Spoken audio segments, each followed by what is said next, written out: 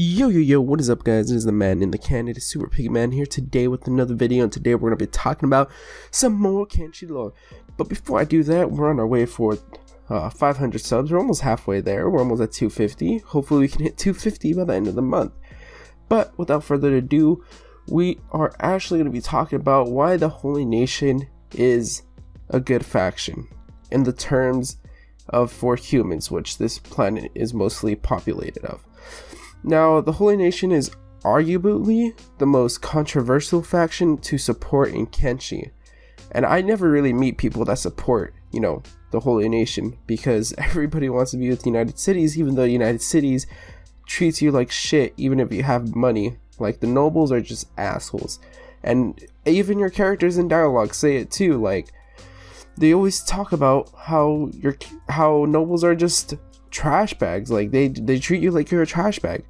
But not only does the Holy Nation condone slavery with religious justification, they are also intolerant of all non-human races, which include hivers, shek, and skeletons. But there is a little leeway between the hivers and the shek. There's just a little leeway, but it's not really that much to say that they are tolerant of them. But for the most part, they hate them. But however, today I'll be discussing why the Holy Nation might be a good faction. So let's get into the first part of the argument. First of all, the Holy Nation hates skeletons the most. The skeletons are the only race that the Holy Nation is a kill on sight. You go with shek, they don't want to kill you on sight. You go with hivers, they don't want to kill you on sight. It's only skeletons. And now skeletons are arguably the most dangerous group to life on Kenshi. I mean, if you really think about it, they know everything, and this is just speculation on my part, but if you look at the leader of the tech hunters, it is kind of implied that he knows everything, but that he's only letting out what he wants human society to see. So there is a lot of things that the skeletons do hide in, especially in their dialogue too. They hide a lot of things, and we don't know why they hide it. Well, we kind of do, because they kind of try to lead a genocide against, humans. So, excuse me. That is because skeletons have a great history, and it's also because the skeletons have a great history of secret genetic testings on human. In fact, this is what resulted in the shek and I believe scorchlanders are a genetic, mutation of humans, or genetic testing of humans. That's the results of genetic testing on humans. That's what the, skeletons did. And during the Second Empire, the skeletons held all political power. They kind of ran, at first it was, not really that, what's the word I'm looking for? It wasn't that oppressed to humans, but then over time they started becoming more and more oppressed, and then they started doing genetic testing. They held all this political power, and they just started running a supremacy type of thing. Now, using this power, they also enslaved humans. They started enslaving humans, and this is, I think, what set the fire under, the humans to create the Holy Nation. But because of these abuses, the Holy Nation staged the initial rebellion, which outs the skeletons from power, turning the Second Empire to the Ashlands. And pretty much what I mean by this is that instead of, the Second Empire still holding control in like a major part of the map, they kind of got sent back to the Ashlands, and that's where like a huge nuclear winter is happening and stuff. In my own opinion, that's what I believe. But they just sent them over there. They held the Phoenixes, led crusades against skeletons, and the thing is, they can't rebuild skeletons. All they can do is make thralls, which are mindless skeletons, and those even take time to make. So they pretty much just decided to pick up and go to the Ashlands, because they know that the humans won't follow them there because it's too dangerous. But anyways, one of the other positives of the Holy Nation is that they use both the rule of law and the fear of God to keep their society running.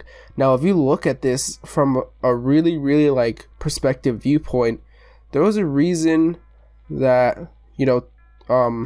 total control governments work a lot. and it's because they instill a certain type of fear into you where you don't want to break the law because you don't want to end up like something.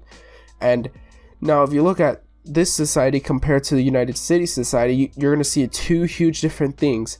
One is that sometimes the soldiers will give you ration packs. Do you see soldiers give you ration packs? No, they don't. They don't even give you food at all. In fact, if you're broke in the UC, you're pretty much a slave. You're going to be sold into slavery. It's against the law to be broke. But here, everybody farms. Everybody has food. Nobody's poor. Everybody grows their own food. Nobody's hungry. Like, there is no hungry people out here. And don't quote me on that one because, but so when walking by holy nation citizens, they'll sometimes talk about the importance of doing good deeds too and passing on good deeds to others. Now, I think that this is just reinforces the idea that the holy nation isn't as bad as many people seem to put it. I mean, yeah, the Phoenix, the Phoenix is kind of an asshole and stuff like that, but it's not as bad as people really put it to be. I mean, I think these guys are way better. And not only that, the holy nation supports human supremacy. Now think about this, in a life where shek and hivers and skeletons are all trying to kill you. Well, not like, initially, like Southern Hive, not, the Western Hive and stuff. The shek don't even like you. The skeletons will try to kill you. UC will try to enslave you. Why not go and join a faction that supports human supremacy and actually fight for like a good right, But now let's talk into the whole entire thing of why I think they're honestly right about being anti-tech. There is also a dislike for the technology, but I do think they have the right to hate it, because imagine being resetted twice, not once, but twice as a world and not being able to control it. I mean, yeah, the first time you have some control over it, but you can't control like famine. That just happens randomly. You don't know when the soil's gonna be infertile. You don't know when that's gonna happen. You don't know when a rebellion's gonna happen. It's just all a matter of time. You don't have control over it. And they really believe that technology sent them down this path where, you know what, we're done with technology. That's how they feel. And they honestly don't believe in technology anymore, and they have a right. They haven't had like the best experience with it, so like saying that they should believe in technology is kind of a stupid statement, because if you think about it, all of the holy nations backtrack to even the first empire. It's just they don't have the best experience with like technology, so why should they like it? Why should they like skeletons? Why should they like sheks? Sheks are the development of technology, and they are more superior forms of them, although they aren't like, brain wise. And yeah, so like why? Like, I think holy nation is actually a pretty smart to join, because if you're a human and you want to do things, I think holy nation holds all your rights, to be honest. But honestly, that's just in my opinion. This wasn't Kenshi, or I was stupid for saying that at the start. This is more of a debate type of thing. But anyways, hopefully you guys did enjoy. Remember to leave a like, subscribe, do all that fun stuff. We're on our way for 250. Let's try to get there before the end of the month. Peace.